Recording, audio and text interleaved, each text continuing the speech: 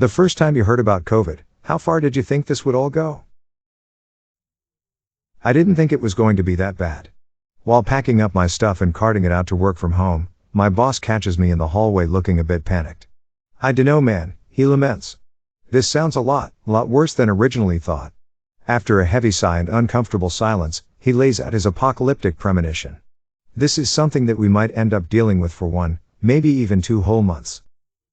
The first morning of lockdown in my area of DFW, I went for a walk and marveled at the deserted streets during what would normally be rush hour.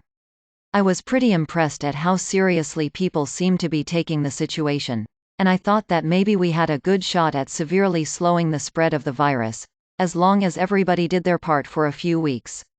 Then, right in front of me, on an almost totally empty major thoroughfare, I saw the only 3 cars on the road get into a 3-car accident. Then I remembered how stupid everybody is. Thought it would be like the last bird flu outbreak a few years earlier. Well, when I packed up my work PC so I could work from home, I told someone on the way out that I'd see them in a month or so. How incredibly naive. I thought we would be in for a long 2 to 3 month strict lockdown. Instead, we played the hot/cold game for over a year. A friend of a friend is a professor of public health. He said, "This is the one," back in January 2020.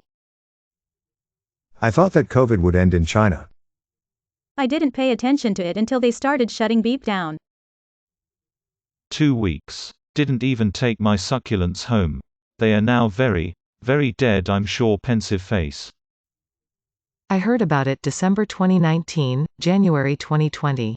There were photos people got by hacking CCTV cameras in China of people getting welded into their apartments, bodies being hauled off, and people being forcibly quarantined. There were GPS photos of mass burial sites and mass cremations. TBH, I thought it would be worse. It was still bad, but I thought it was going to be a Black Death level pandemic that would have killed off a quarter of the population. IWASNT worried too badly until we got directives to start masking at work and we shut our doors to the outside world. I thought it would last a week or 2, hard lockdown for a little while would suck, but we would get through it. Things changed day by day. First, stay home if you feel sick at all. Wear a mask while in the building. Then you can work as long as you don't have a cough and fever, but wear an N95 at all times, but ignore the normal use protocols. You can wear it room to room. It was hard to keep up, but we did our best. Then we started to watch with growing horror as it spread through the US and cases kept closer and closer. And the PPE shortage warnings started arriving. Don't throw your mask away, you have to reuse it. Use gloves sparingly. We can get more. It was like living through an apocalyptic movie. Everyone that coughed was eyed with suspicion and fear. Can't let the virus in our facility. 1 year later and I am traumatized. I don't think I have fully processed my trauma yet. The agony of watching someone gasp for breath as you try desperately to stabilize them and keep them off a vent because you know they are too old and won't make it off. Weekly, sometimes twice weekly testing and waiting to hear if the COVID ward grows. Months behind plastic barriers with little supplies and exhaustion. Overworked, understaffed and direly short of PPE. I caught it when my overused N95 broke in a patient's room as I pounded on their chest to try to bring them back. Spoiler alert, I failed. Over and over I failed and watched my patients carted out in body bags. Held iPads so tearful families could say goodbye because we couldn't let anyone in. Held hands as patients I had cared for years took their last breaths. I had the funeral home's number memorized. But I couldn't tell you the date. Or the last time I ate. The dichotomy of work world and outside world was beyond insane, into gaslighting. Watching as the leader of our country downplayed what I battled every day. Past people in stores refusing to mask while I left every shift and stripped on my porch to try to keep my family safe. Listen to deniers claim it was a hoax, screaming about the survival rate and it wasn't worth sacrificing their right to a haircut or go to a bar. While I went to bed praying that the patient I left in bad shape the day before pulled through. It was maddening. I had and still have nightmares of cold blue alarms. I can no longer watch medical shows because the sound of alarms and code blues send me into nauseated crying, cold sweat-filled panic attacks. I left my job bedside and moved to ambulatory care due to extreme PTSD. I couldn't lose another patient. It would break me. I sobbed the day I got my first COVID vaccine. I cried so hard I couldn't breathe. I felt like that shot in my arm was the first truly deep breath I had taken in a year. It was hope. And now a year later, as more get vaccinated and humans start to win against the virus, it's a glimpse at the sun returning after the worst storm I have ever weathered. About as long as Ebola back in 2014. I work in Swiss as a ski instructor. Of course we have people from all around the world. One guy actually comes from Wuhan area. He was showing me a map of where the virus has been spreading in the area. Big red circles. Places going into lockdown and such.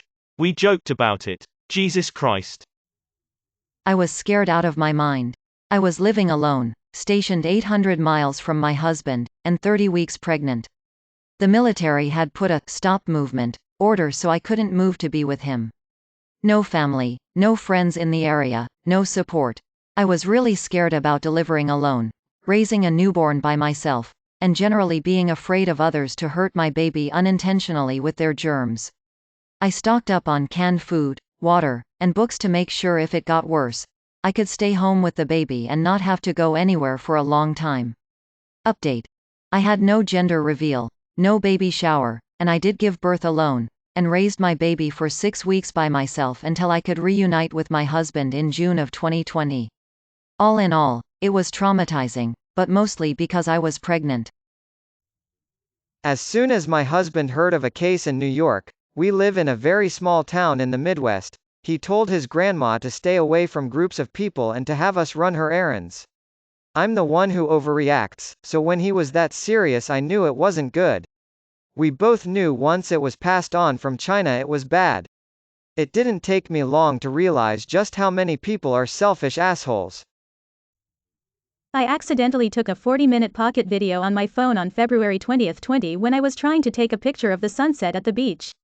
One guy we were talking to said, "What do you guys think about this coronavirus?" We were all joking about it like it was some massive overreaction. I never thought I'd be where I am today due to COVID. Heard about it December 2019. I honestly did think it would reach a global scale, since the H1N1 pandemic did hit my country a decade earlier. We shut down for a day or two. But honestly, I didn't ponder on how much it would take for it to come and go.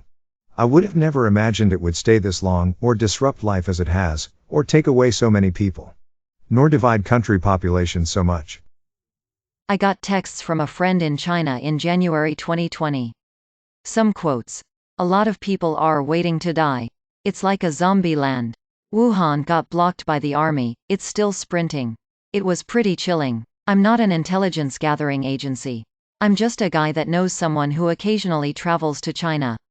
I'm hard-pressed to believe that the US government didn't know about this until January. More to the point of the op, I thought it would run the way a lot of public health emergencies have in the past. Public health officials would announce the problem. Asked what the worst case is by journalists, they'd give a worst-case scenario that was pretty scary, and methods to prevent that worst case. People would complain, but mostly follow directions. Afterwards, they'd complain about having to do whatever it was to prevent it, because the worst case never happened. Things I never thought. The CDC could be so easily disconnected from science. That the CDC would initially beep up a PCR test so badly. That testing would be politicized. That no one would think to start up the producers of the reagents needed to do PCR tests. Ditto PPE. That no one had given thought to the scalability of disposable PPE during an actual pandemic. I thought a common enemy would pull the world more together. I thought it would bring good and positive change to the whole world. But now I am not sure if this happened or just the mere opposite.